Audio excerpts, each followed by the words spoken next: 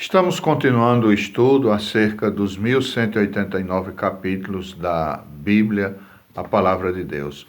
Já observamos o capítulo 1 de Gênesis, agora vamos para o capítulo 2. Estamos lendo o comentário bíblico Siloé. O ser humano e a árvore da provação. Como Deus criou o homem e a mulher, com corpo, alma e espírito imortal. Então, nós observamos no versículo 7 o seguinte: E formou o Senhor Deus o homem do pó da terra, e soprou em suas narinas o fôlego da vida, e o homem foi feito alma vivente. Então, o ser humano aqui é o grande destaque, né? É a coroa da criação, porque é diferente dos animais irracionais. Nós temos corpo, alma e espírito. Os animais só têm corpo e alma. Quando eles morrem, tudo acaba. Porém, com o ser humano é diferente, né? O ser humano, a Bíblia diz, e o pó volte à terra como era, e o espírito volte a Deus que o deu. E a Bíblia diz que todos nós prestaremos contas a Deus. Por isso que é importante o ser humano preparar a sua vida espiritual, não somente cuidar da sua vida física, mas principalmente cuidar da sua vida espiritual.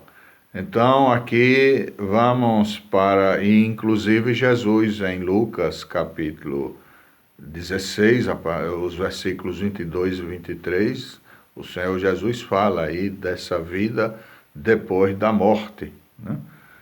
Ok, também em 1 Tessalonicenses 5 e 23 disse: todo o vosso espírito, alma e corpo sejam conservados irrepreensíveis para a vinda de nosso Senhor e Salvador Jesus Cristo, né? E Hebreus 4 e 12 diz que a palavra de Deus penetra até a divisão da alma e do espírito. Ok, então isso está claro na palavra de Deus aí, o ser humano com corpo, alma e espírito.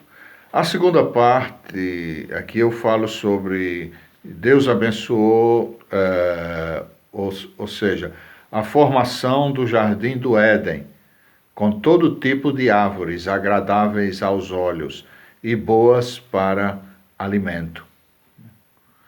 E a terceira parte, duas árvores no meio do jardim: a árvore da vida, cujo propósito provavelmente era impedir a morte física, e a árvore do conhecimento do bem e do mal, que tinha o objetivo de provar a fé de Adão. Adão significa em hebraico homem ou vermelho. E Eva, então, tinha como objetivo aí provar a fé de Adão e Eva. Eva significa vida. E vemos também na quarta parte aí o primeiro casamento. Esta é a quarta parte aqui do capítulo, que trata sobre o primeiro casamento, né? Os versículos 22 a 24. Então isso é muito interessante. Quantas pessoas que hoje em dia não querem se casar, etc. Mas aqui observamos o primeiro casamento.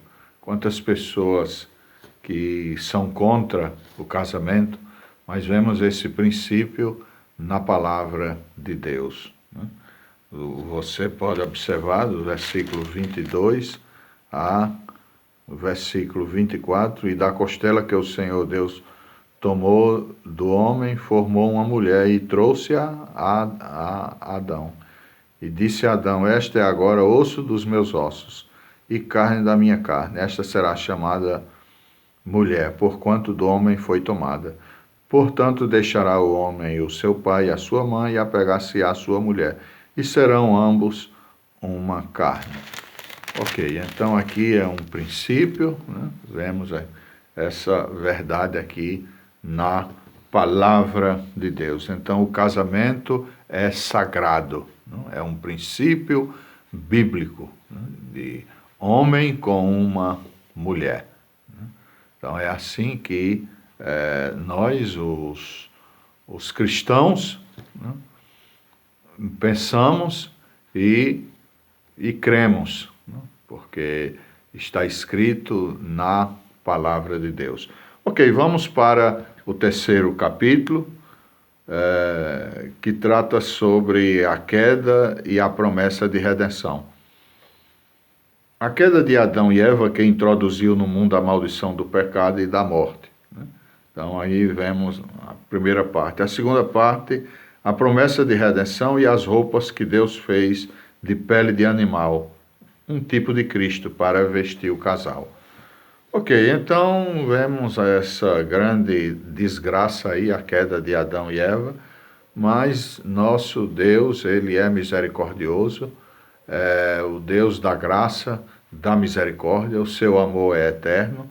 Então isso não significava que tudo estava perdido, não. Deus fez aí a promessa no capítulo 3 e o versículo 15 diz: e porém inimizade entre ti e a mulher, e entre a tua semente e a sua semente. Esta te ferirá a cabeça, e tu lhe ferirás o calcanhar. Que vemos a primeira promessa, a primeira profecia acerca do Messias. Aquele que venceria Satanás, né? Aquele que pagaria o preço da nossa salvação. Então, o que Adão perdeu, nosso Senhor Jesus Cristo, o segundo representante, o segundo Adão, como assim é chamado no Novo Testamento, o segundo representante principal aí da humanidade, ele recuperou aquilo que Adão tinha perdido, né? Então,